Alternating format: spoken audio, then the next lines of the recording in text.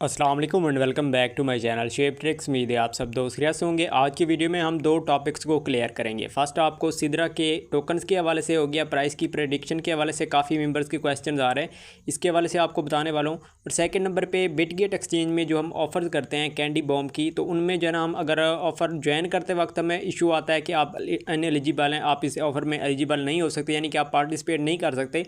Second number पर अगर हम पार्टिसिपेट कर भी लेते हैं, ज्वाइन हम कर भी लेते हैं, ठीक हो गया।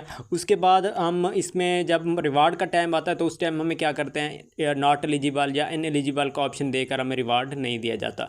तो इसके रिलेटेड भी आपको आज की वीडियो में थोड़ा बहुत गाइड करने वाला हूँ। तो वीडियो को स्टार्ट करते हैं। स्टार्ट से पहले आपसे एक छोटी सी रिक्वेस्ट है, अगर आपने हमारा अभी तक WhatsApp and Telegram channel join नहीं किया, आपको हमारी इसी वीडियो की डिस्क्रिप्शन में लिंक्स मिल जाएंगे, आपने फॉलो कर लेना है, ज्वाइन कर लेना है। वहाँ पर आपको free air drop, free earning के हवाले से मुकम्मल अपडेट मिलती रहेगी। तो सबसे पहले आपने अपनी बिटगेट एक्सचेंज को ओपन कर लेना है। ओपन करने के बाद यहाँ पर आपके पास भी कुछ ऑफर्स ऐसी होंगी जिनको आप ज्वाइन अभी कर रहे होंगे, तो आपके पास कुछ न्यू इंटरफेस जो आता है यहाँ पर आपको मैं दिखा देता हूँ।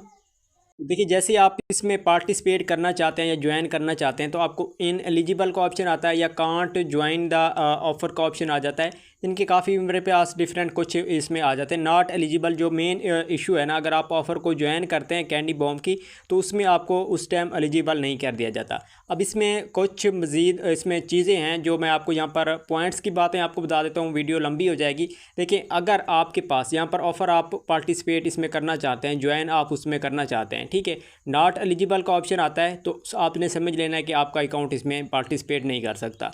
अब इसमें क्यों नहीं कर सकता, कुछ इसके हवाले से मैं आपको बता दूं। देखिए, इसमें डिफरेंट चीज़ें हैं। एक तो अगर आपके एक ही मोबाइल के अंदर आपके मल्टीपल अकाउंट्स हैं, ठीक है, आप ऑफ़र के लिए काफ़ी यूज़र ये काम करते हैं और अपने मोबाइल के अंदर 2 अकाउंट हो गए, 3 तक भी बना लेते हैं कि एक को लॉग आउट करके दूसरे को हम कर लेंगे, यानी कि एक ही मोबाइल में हम 2 से 3 अकाउंट कर लेते हैं, किसी न किसी से हमारे पास ऑफ़र जो है ना उसमें हमें रिवार्ड मिल जाएगा। एक तो रिवार्ड के टाइम आपको कन्फर्म जो है ना, अगर आप ये काम करते हैं तो कन्फर्म आपको जो है ना यहाँ से रिवार्ड नहीं मिलेगा, ठीक हो गया। अब सेकंड नंबर पे आप पार्टिसिपेट यहाँ पर करते हैं, अकाउंट भी आपका न्यू है, ठीक हो गया, लेकिन इसमें फिर भी आपको नॉट एलिजिबल कर दिया जाता है। तो वो उसकी क्या रीज़न है? देखिए, इसमें सेकंड आपके पास ये रीज़न है, अगर आपके पास 2 मोबाइल हैं, ठीक है, 2 मोबाइल हैं और आपके एक मोबाइल के अंदर पैकेज है, सेकंड के अंदर नहीं है, और आप हॉटस्पॉट को जो यूज़ करके जो ना आप वाईफाई इस्तेमाल करके जो ना आप ऑफ़र ज्वाइन करते हैं, तो इसमें भी आईपी एड्रेस का काफ़ी इशू आता है, तो जिसकी वजह से आप इसको ज्वाइन नहीं कर पाते, ठीक हो गया। आपने इन चीज़ों से भी बचना है। अब थर्ड नंबर पे हम आते हैं। इसमें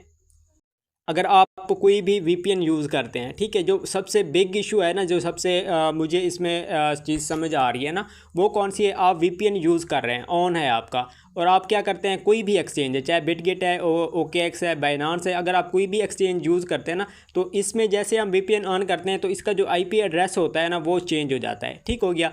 आप ये अब ये लाजमी नहीं है कि आप ऑफ़र के टाइम ही इसको ऑन करके बैठे थे या ऑन नहीं भी थी फिर भी आपके पास आ रहा है, लेकिन ये इशू आता है अगर आपकी वीपीएन ऑन है और आप फिर भी कभी गलती में आप इसको ऑन कर लेते हैं तो वो फिर डिटेक्ट कर लेते हैं बिटगेट वाले। तो जब आप ऑफ़र में पार्टिसिपेट करना चाहते हैं तो उसमें लोकेशन वगैरह का हो गया, आईपी एड्रेस का इशू हो गया, तो वो फिर जो है ना डिटेक्ट होता है पहले से ऑलरेडी अकाउंट, तो वो भी इसमें एलिजिबल आपको नहीं करते। अब इसमें एक और चीज़ आपको बताता जाऊँ जो सबसे इम्पोर्टेंट है। आप देखिए, मैंने खुद 2 अकाउंट्स बनाए थे, ठीक है, मैंने ये आपको आई थिंक बताया भी था, मैंने खुद प्रूव टोकन के हवाले से, ठीक हो गया, $450 के जो है ना इसमें प्रूव टोकन डिपॉजिट करने थे, तो वो मैंने किए भी थे। 2 अकाउंट्स थे, डिफरेंट थे, मैंने सिम को चेंजेस करके यानी कि सब कुछ सिक्योरिटी को मैंने चेकआउट करके ही इसमें पार्टिसिपेट किया था, लेकिन दोनों के अंदर मुझे क्या कर दिया गया है, नॉट एलिजिबल कर दिया गया है। अब देखिए, इसमें एक सबसे इंपॉर्टेंट चीज़ आपको बताऊँ, आप कोई भी ऑफ़र इसमें ज्वाइन करते हैं, ये बिटगेट वालों एक्सचेंज वालों का जो ना एक न्यू ड्रामा है। अगर आप ज्वाइन कर लेते हैं, कभी कभी वो यूज़र कम दिखाते हैं, एंड पे लास्ट में जब इसका टाइम आता है रिवार्ड का, उस टाइम क्या करते हैं, वो पार्टिसिपेंट को ज़्यादा कर देते हैं, ठीक है। यानी कि अब इसमें सिंपल चीज़ ये है, आज मैंने वीडियो तो आपको प्रोवाइड कर दिया है कि ये जो नॉट एलिजिबल का ऑप्शन आ रहा है या फिर आप ऑफ़र ज्वाइन नहीं कर पा रहे इसमें, या फिर आप आपने कभी वीपीएन यूज़ किया होगा या फिर आपने एक ही मोबाइल में मल्टीपल अकाउंट्स आपने क्रिएट किए होंगे, या फिर इसके बाद जो ना थर्ड नंबर पे आता है अगर आपके पास कोई हॉटस्पॉट आप यूज़ कर रहे थे, वो रीज़न हो सकती है। लेकिन इसका एंड आपको मैं बताऊं ना, अब जो इसकी ऑफ़र्स वगैरह है ना बिटगेट एक्सचेंज की, वो बिल्कुल ही जो ना करने के काबिल नहीं है। क्यों नहीं है काबिल?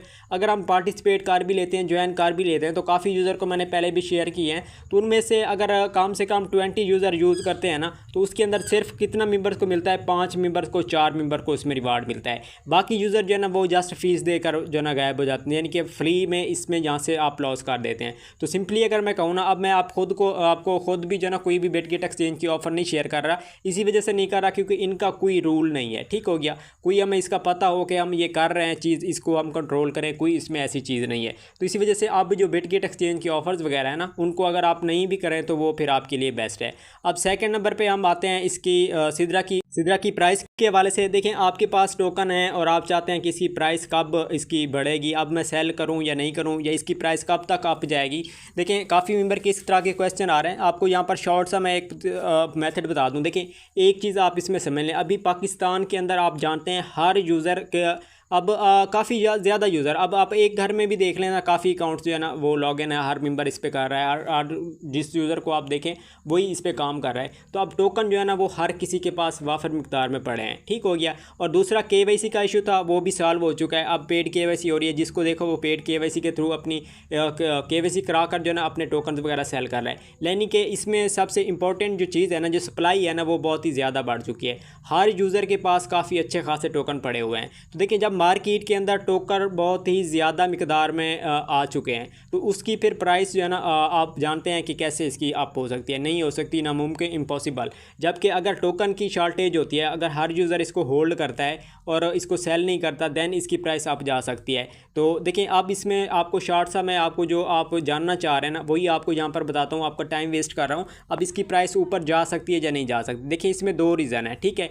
एक तो अगर इसकी लिस्टिंग की अपडेट्स आ जाती हैं, फॉर एग्जांपल इसकी कोई लिस्टिंग की डेट कंफर्म कर देते हैं सिद्रा वाले, तो देन इसकी प्राइस अप हो सकती है। अब देखिए, आप कहेंगे कि इसकी लिस्टिंग की अपडेट है तो फिर कैसे प्राइस अप हो सकती है? अब देखिए, अगर आपको मैं आपकी खुद की एग्जांपल देता हूँ। अगर ये लिस्टिंग की डेट अपडेट इसकी दे देते हैं कि इस डेट को इसकी लिस्टिंग की जो है ना कराई जाएगी, तो आप खुद क्या करेंगे? खुद भी आप अपने टोकन होल्ड करेंगे कि लिस्टिंग के टाइम इसकी प्राइस अच्छी आएगी, हमें जो है ना इससे ये प्रॉफिट हो जाएगा, तो तब हम इसको सेल कर लेंगे। तो देखिए, यही चीज़ है। अगर लिस्टिंग की अपडेट देते हैं तो हर यूज़र क्या करेगा? इसको होल्ड करेगा। तो जैसे ही होल्ड करेगा, मार्केट के अंदर सिद्रा के टोकन नहीं आएंगे, तो फिर जो बायर होते हैं ना, वो प्राइस आपको अच्छी खासी देंगे और इसकी प्राइस ऑटोमेटिकली पंप होना स्टार्ट हो जाएगी। या फिर सेकंड ऑप्शन ये है, अगर इसकी सप्लाई को कंट्रोल किया जाता है, देन फिर जो है ना हम इसकी प्राइस जो है ना अप होने के चांसेस हैं। वो अब ये सप्लाई कैसे जो है ना कर सकते हैं? अब देखें, डेली बेस पे आपको 2 टोकन मिल रहे हैं। अगर ये सिद्रा वाले खुद 0.5 टोकन कर देते हैं, 0.2 टोकन डेली का कर देते हैं, या फिर 1 टोकन कर देते हैं, फिर भी कुछ ना कुछ असर पड़ जाएगा। क्योंकि टोकन जो है ना, जो डेली बेस पे हम जनरेट कर रहे हैं चेक इन के थ्रू, तो वो टोकन की जो मिकदार है ना वो कम हो जाएगी। कुछ ही टाइम के अंदर अंदर इसकी प्राइस ऑटोमेटिकली अप होना स्टार्ट हो जाएगी। बेसिक इसकी वजह क्या है? जो इसकी प्राइस कंट्रोल नहीं हो रही, मार्केट के अंदर सिद्रा के टोकन बहुत ही काफ़ी हाई मिकदार के अंदर आ रहे हैं। अब आपके पास लास्ट में आपको यही चीज़ कहूँगा, अब आपके माइंड में क्वेश्चन होगा कि ये कब इसकी प्राइस अप जा सकती है। देखिए, अभी के हिसाब से इसकी कोई भी ऐसी मैं आपको कुछ अपडेट्स नहीं दे सकता, क्योंकि इसकी कोई लिस्टिंग की अपडेट नहीं है। ठीक हो गया? सेकंड इन्होंने कोई भी अभी तक ऐसा स्ट्रेटजी नहीं अपनाई कि इसकी जो टोकन की सप्लाई है वो कंट्रोल की जाए। तब तक ये प्राइस इसी तरह से ही रहेगी। इंशाल्लाह, उम्मीद है क्लियर हो चुका होगा। मिलते हैं अगली एक नेक्स्ट वीडियो में, तब तक अपना ख्याल रखिएगा। अल्लाह।